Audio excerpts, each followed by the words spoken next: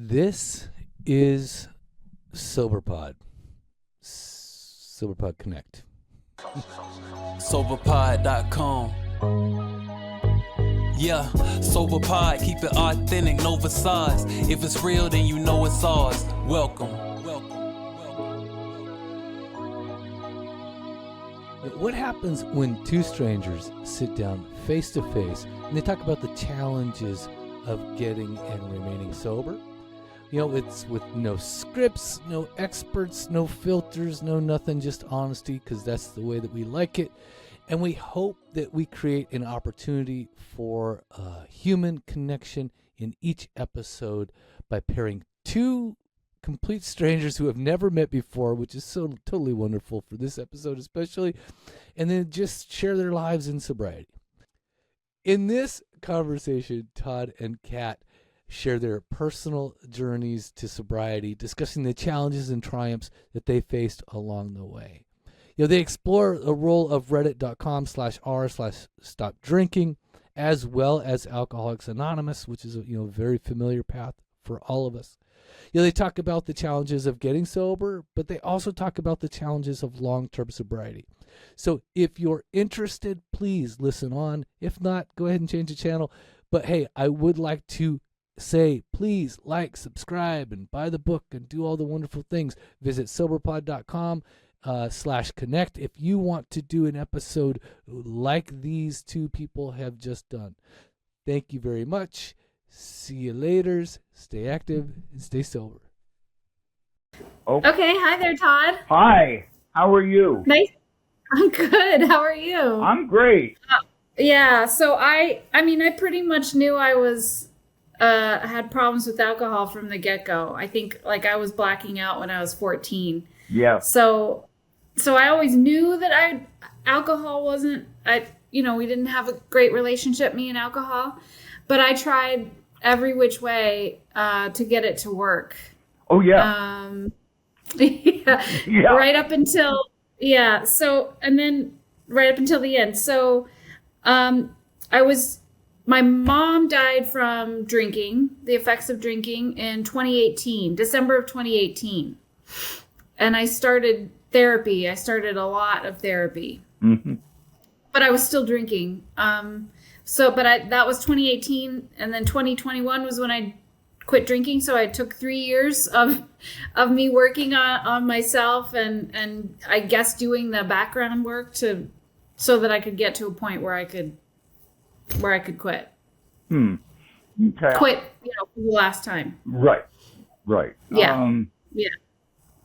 Yeah, How about you? I've been sober forever, but I'm old. I liken people in recovery a little bit like a track team. That you've got the sprinters who at 18 have 3 DUIs and are headed for jail, and and they say this is it, and you have the people who drink through college, and then for some reason or other they say, you know what, this is, I've got a life to lead, and they get sober. I was what I call a middle distance drinker. I got sober at 39. It had been a marathon. And I mean, to an extent, I was, and using air quotes on a lot of this, successful in terms of, being a functional alcoholic. And, I knew I had problems, and I knew I drank too much. Yeah. But it was, I think we were all self-medicating to one degree or another. That's a part of why we drank the way we did. I mean, it's, and it can go even deeper. I want to talk a little bit, though, about the fact that I had been through a bunch of therapy, too. But I realized that one of the core pieces of my alcoholism was the fact that I thrived on lying to myself. And when I lied to myself, I then lied to the rest of the world, including my therapist. So I was never really open about how much I drank, and I have to say they were not confrontational about this at all. I think that they probably either knew that I would not come back and they'd lose a paycheck, or or something. But they did not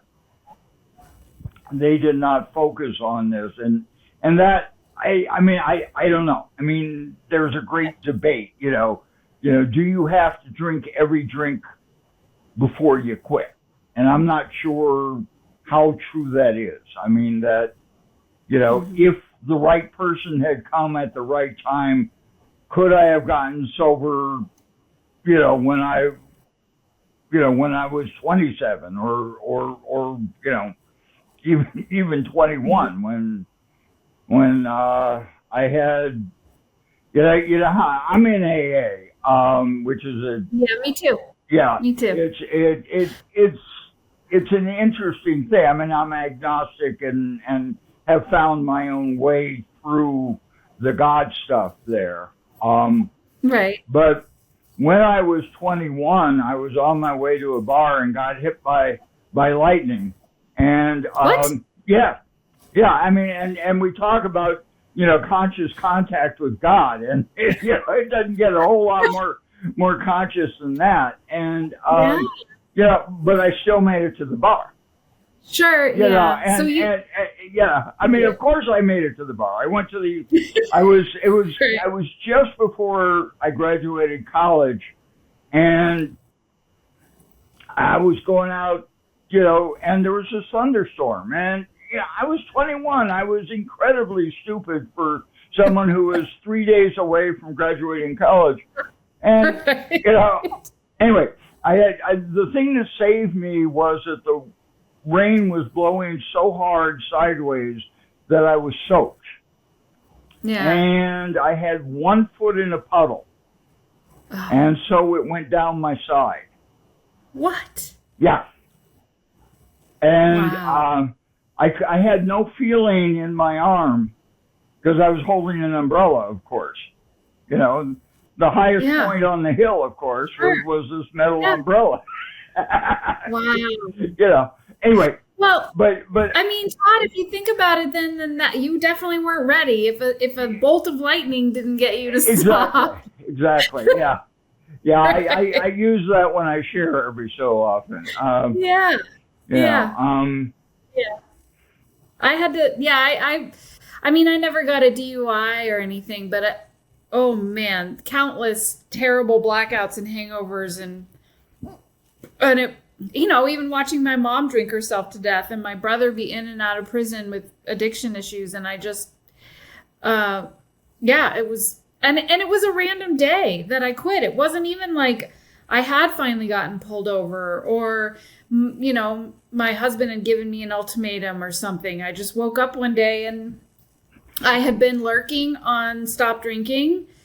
And I was like, okay, and I didn't say I'm done drinking. I just said I'm done drinking for a while. Right. And because I was the idea of never drinking again was terrifying. Oh, that's scary. Which is why stop drinking appealed to me so much. And AA with the 1 day at a time and the commitment that I will not drink with you today. So I thought, okay, I can do today. And I'm not even going to think about tomorrow or 5 years or 10, 20 years from now. Just today. Yeah. No, and surprisingly, it worked for me also. My only problem with that was that in the very beginning, it took me about 6 months to finally stop. I would go 7 days, and then I would do the mental math and say, okay, if I drink tonight, it's a 74.6% improvement.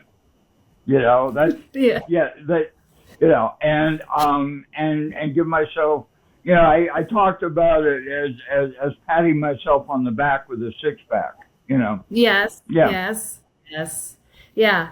So when you got sober, I'm guessing Reddit wasn't a thing. No, so this was 1987. Okay, so you got sober in AA? Yeah. Okay. Yeah, I did. And since this is addressed to newcomers, I'd like to talk a little bit about the whole cult thing. Okay. Yeah. And the fact is that parts of AA can seem culty as hell. Okay? Yes. The whole happy clappy thing, the whole, at the end of the meeting, everybody says a prayer and this whole thing. Hands. Yeah. Yes. I mean, it was very off-putting to me in the beginning because, I mean, when I share, I often say, my name is Todd. My middle name is Don't Tell Me What to Do. Yeah. And like what I have found is that AA is sort of like a spectrum. And that on one hand, you sort of have the universalist Unitarians, who don't necessarily believe in anything in particular, except, except themselves and love and peace and joy and all that good shit.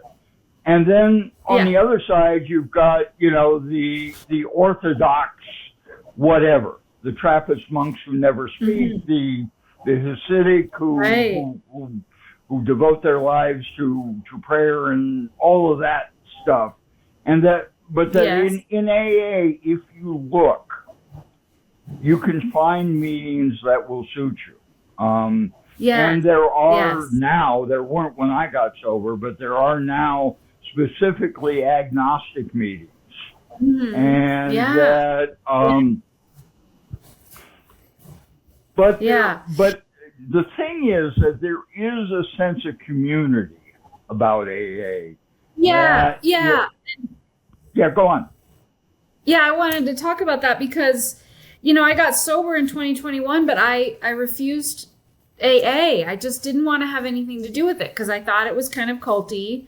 I had this idea in my head that you'd get a sponsor who would be kind of cracking the whip on you and, they would expect you to just make AA your whole life. And I had a full life. I had a kiddo, a new husband, a job. I couldn't wrap my head around the idea of doing, 90 meetings in 90 days or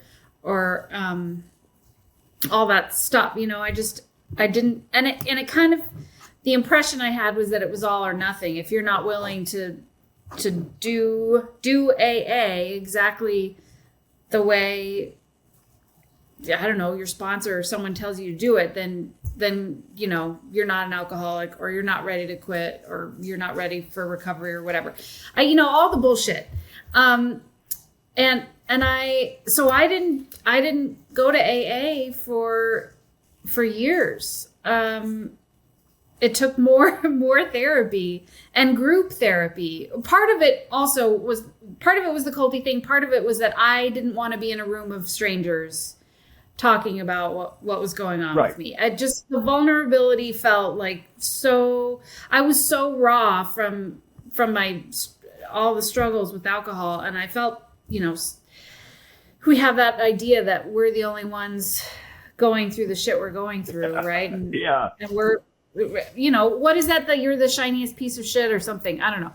So I just couldn't, for lots of reasons, I couldn't get into AA, but I did more therapy, and got used to kind of saying my truths out loud.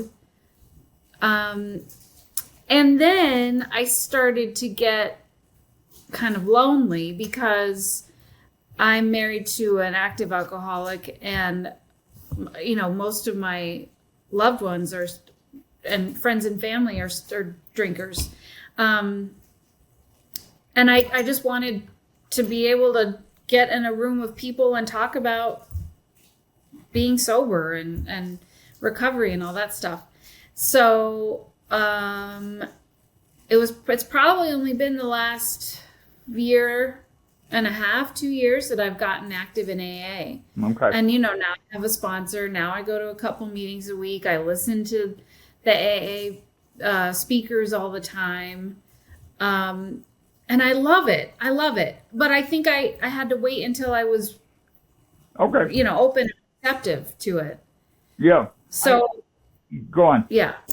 I don't know if that would speak to anyone, but I can just say I can relate to the idea of AA being a little overwhelming. But it's so, I like the take what you like and leave the rest piece of advice, and I like the diversity. There's going to be someone. It's amazing. Yeah. I mean,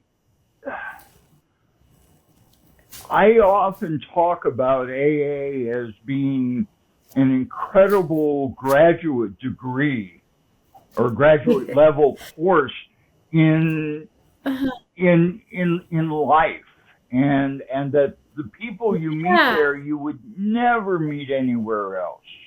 And the thing is that we routinely talk about the stuff that we were trained as children.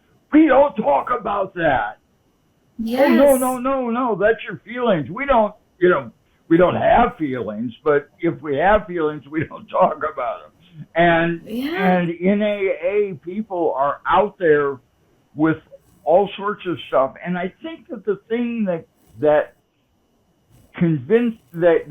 got me, and they say this, that the powerful thing is when you hear somebody else tell a part of your story, all of a sudden you say, holy shit, I'm not the unique unicorn I used to think I was. Or actually it was that I want to think I am. I mean, it's kind of embarrassing, but I had this sort of super snowflake, I'm special kind of aspect to my leaky self-esteem. That was really the core of the core of the core of everything, was that my self-esteem was just, it was like the fucking Titanic. It just, I mean, the water was always rising, and as fast as I would bail, it still was. Yeah. And in a way, alcohol gave a very temporary relief for that, between the second and the sixth drinks. And then, I mean, the other thing about AA is that there are sponsors who are drill sergeants who say, you will call me every day at 6 p.m. and, and even worse, on your knees, But, the funny thing is that some people need that. Yeah, some for sure. People thrive on that. And I've learned to be a whole lot less judgmental about that than I used to. Right. I mean, as a sponsor, I'm just going to give you miles of rope, and but that's my style, and I don't work for somebody who needs to be, slapped a little bit now and then. And the funny thing is that I think we find the people we need. You know what I'm saying? That we are attracted to those who, and if somebody rubs us the wrong way, we just say, next, Right. Yeah. So when you got sober, when you were 39, did you go to a meeting every day, or what was like the early sobriety like for you? I got sober in Brooklyn. So there were a shit ton of meetings. And Yeah, I wouldn't do 90 and 90 just because don't tell me what to do, you know. Right. But there were days when I would go to 3 meetings in a row. Because if I didn't go to those 3 meetings in a row, I was going to drink. Right. And because I quickly learned I was getting something out of these meetings. I was feeling better. I was, you know, I was safe in a meeting. And, I wasn't safe out in the real world. And, you know.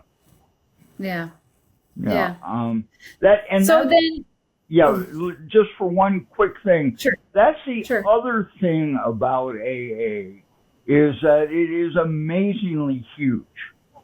Okay, I live in a town, I don't know, 25, 30,000 people, and there are at least 20 AA meetings a week, you know, morning, noon, and night in my little town. And then over the hill here, there's another, you know, equal number. So that there's absolutely no reason that you can't get yourself to a meeting when you need it. Yeah, not to mention all the online stuff now. Yeah, that wasn't there when I'm. Right. Yeah.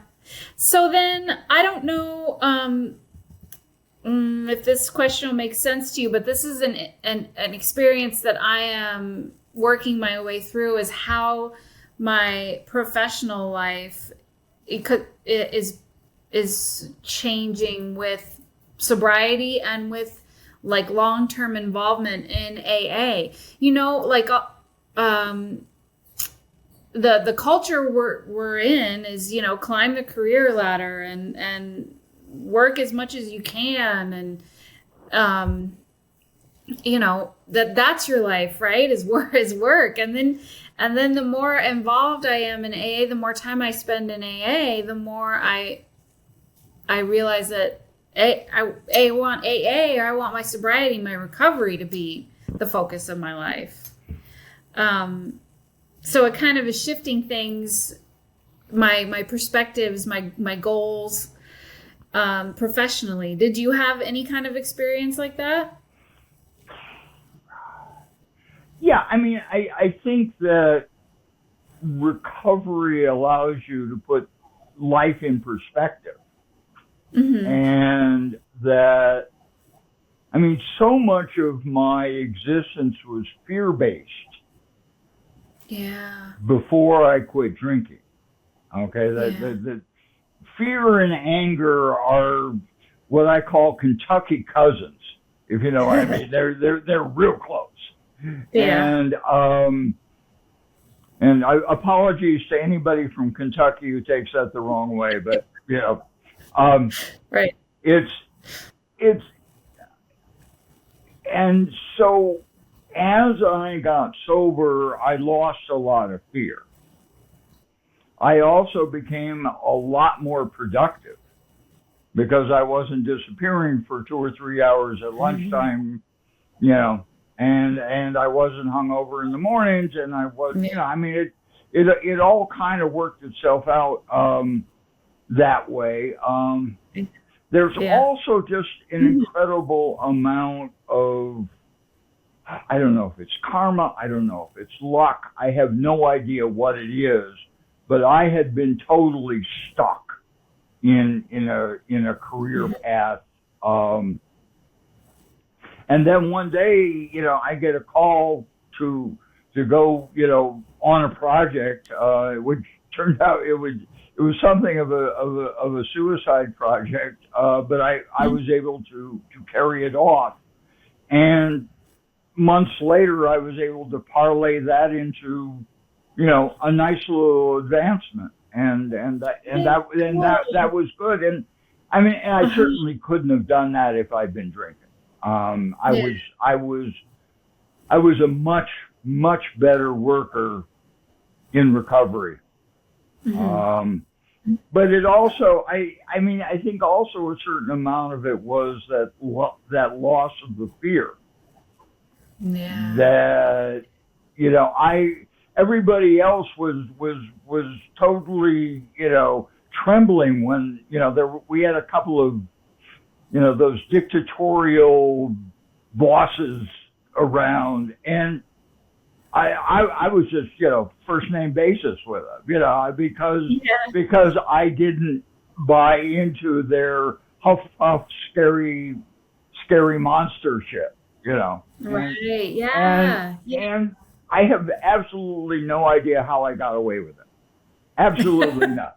But, you know, I mean, well, I was in computers at that time, and I sort of cultivated if you make them think that you're smart, if you make them think that you're crazy a little bit, they'll think you're smart. You know, I mean, there was actually a deliberate thing I would do with that, and it worked. I mean, they left me alone to do my job rather than, you know. But yeah, yeah. I mean, the thing is that I like it. That recovery is the most amazing life hack there is.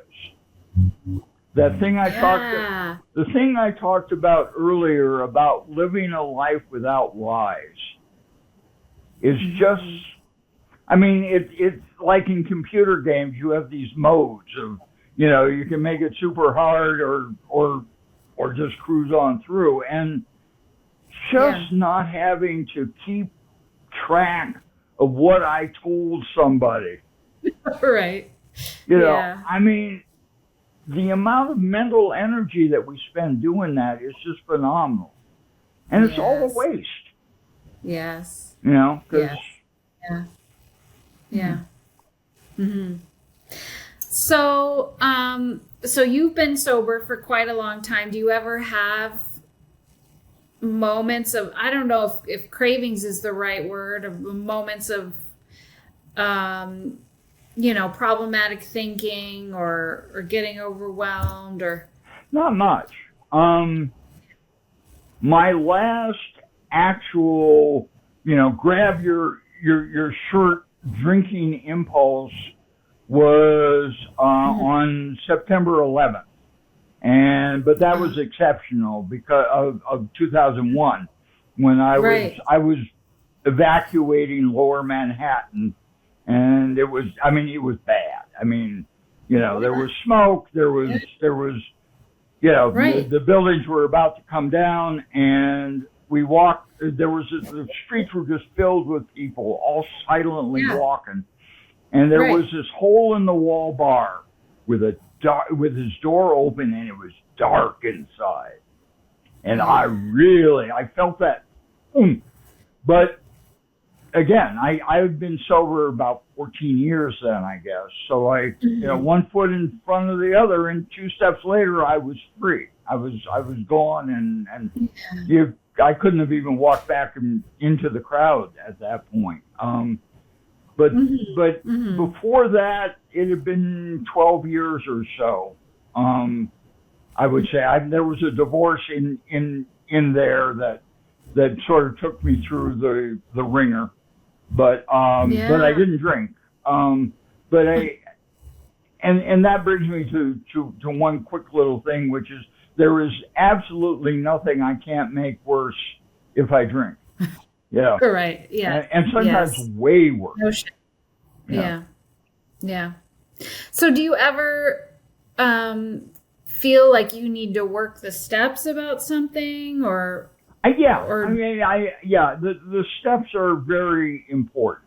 I mean, I've come to a godless version of them, which works for my personal set of, you know, non-beliefs.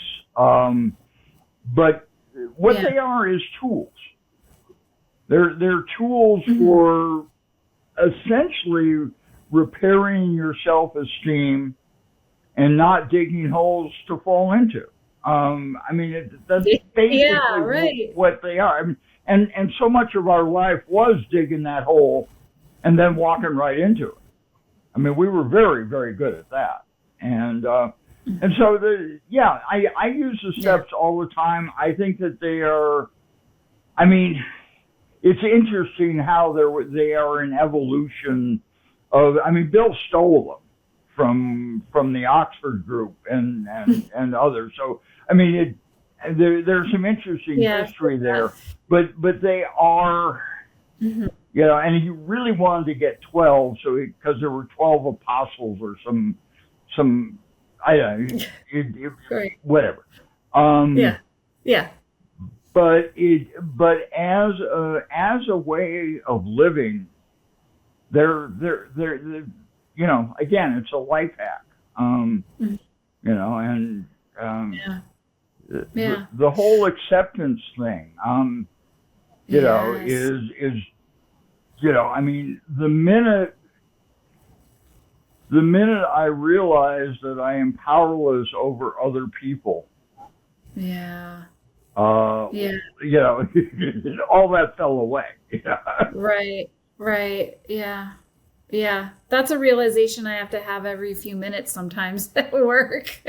Anyway. Yeah. Do you do Al-Anon in conjunction with AA?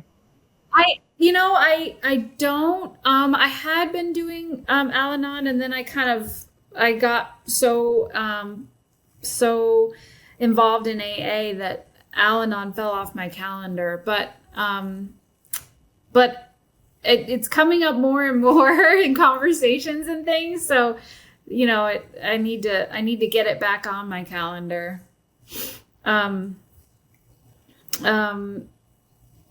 So so I wanted to ask you about, we talked about God and not to get too into it, but I know that you have a pretty strong connection with nature. Do you feel like that plays a role in your kind of spiritual life?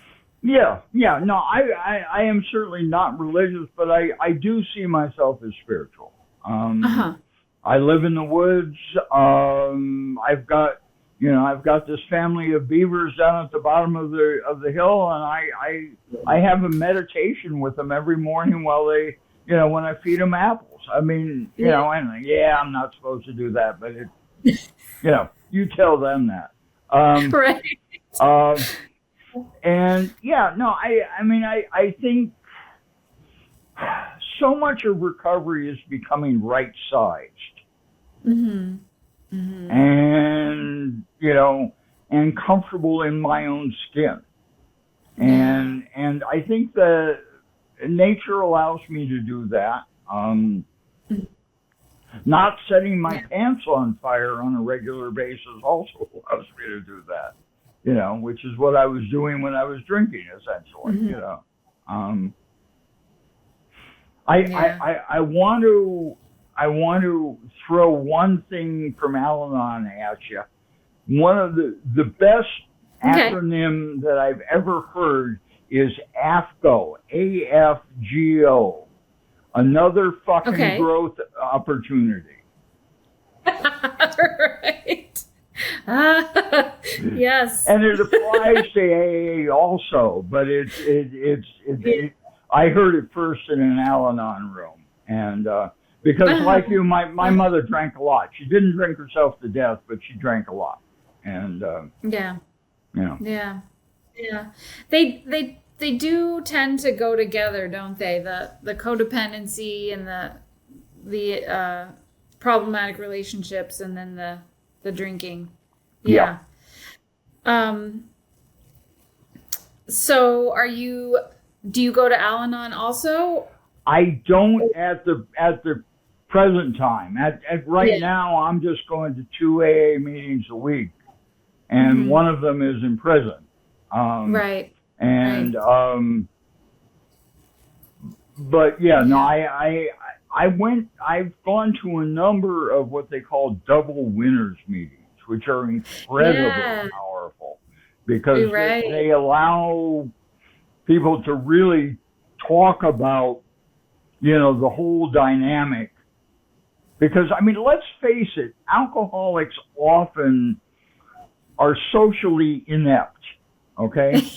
Okay, challenged maybe is a better term. Okay, Right. and so when we, and because of that, at least I got into an impossible marriage situation the first time I got married.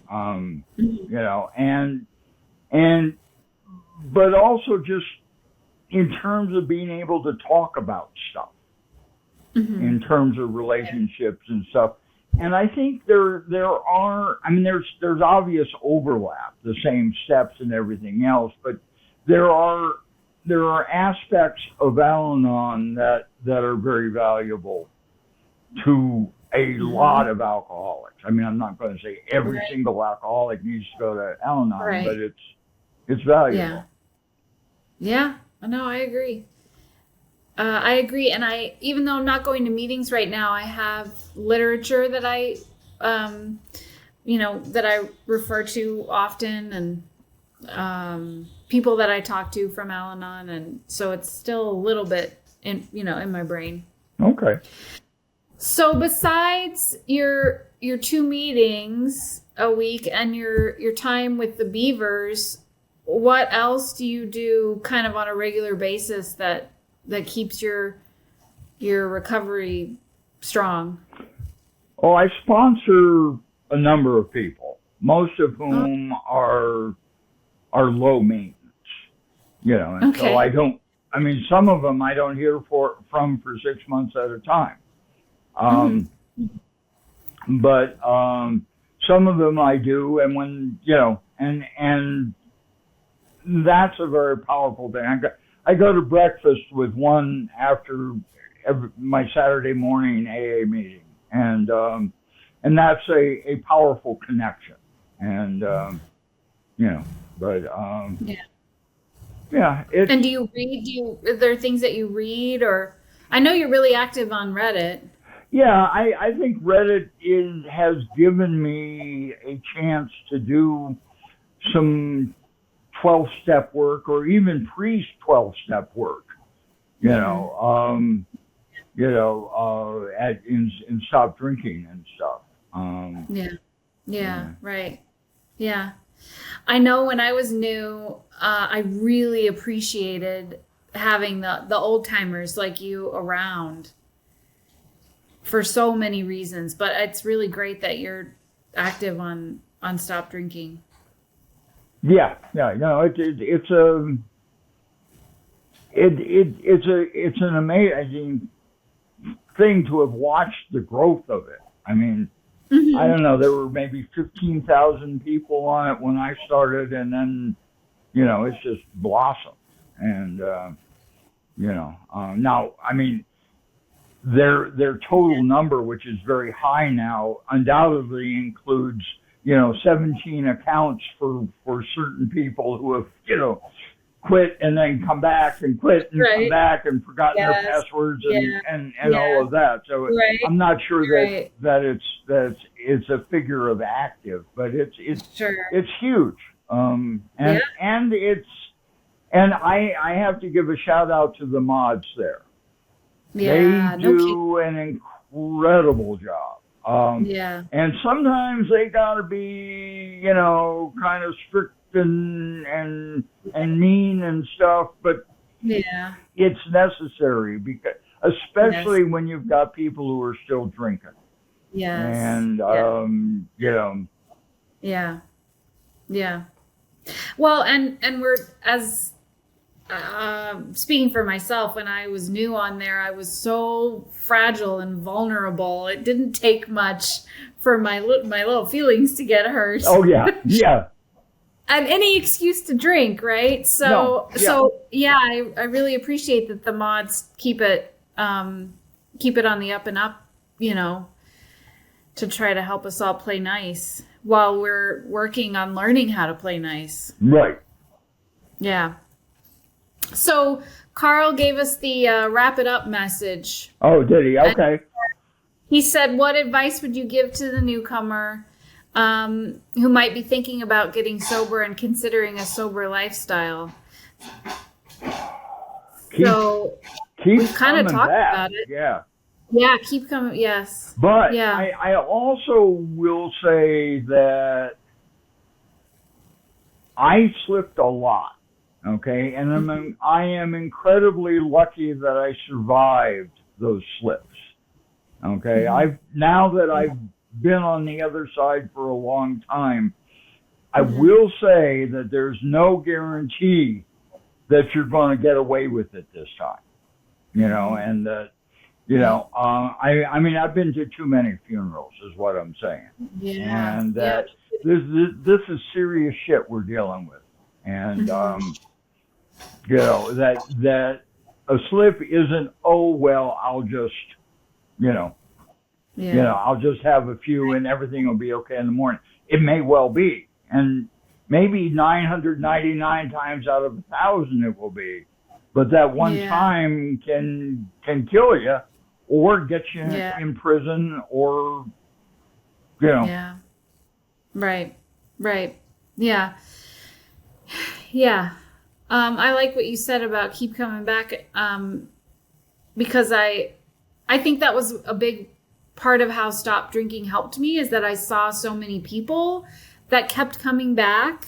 They really that's such a shitty feeling when you have every intention to stop drinking and then you're drinking again, and you just, you can just start to beat yourself up and think, well, I can never show my face and stop drinking again or in an AA meeting again because I can't fucking quit. Yeah. And so I don't, there might be an outlier here or there that quit on their first try, but I'm willing to bet that most of us quit countless times before it finally stuck. Yeah. So yeah, I agree with you. Just keep coming back. The other thing to say is, and when I first started in AA, I said, oh, hokey shit. But it is a life beyond your wildest imagination. It really is. I mean, life is good. I mean, it ain't perfect, but right.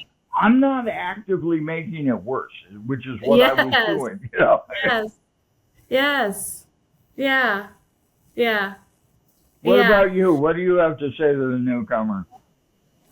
Yeah, keep coming back, and let us love you until you can love yourself. Yes. Let us be nice to you until you can be nice to you. But being nice to yourself is not buying yourself a bottle of wine. Right. No. No. It's letting yourself go to bed early with dirty dishes in the sink, or just hitting the pillow sober, whatever that takes. Yeah. Okay. Well, I think that's it. I think we're good. Okay. I mean, we could talk about this forever, right? We could. Yeah. Now this is and that's the amazing thing about it, is that very few things can I talk about with this amount of enthusiasm and whatever. But my experience, strength, and hope is hours long, and it's always amazing that you leave out a lot of important stuff. But there we are. Thank you, Carl. SoberPod.com. Yeah. It was a sight to see him. Breakfast with Sprite and Seagrams. Wrestling with my vices, exercising my demons. My blessings were blocked, so I never got the message. I'm stressing, I'm only 12 steps from an exit. Regret it, because my imperfections were perfected. I ain't run from it, I accept it and rep it. It's a badge to me, good stories come from a tragedy. And when you survive, the glory will come in Act 3. The wait's over, 366 days sober. Morning affirmations that can start the day for you. Use my favorite bookmark for a placeholder. Finish when the day's over. Okay. Yeah, SoberPod, keep it authentic, no facades. If it's real, then you know it's ours. Welcome.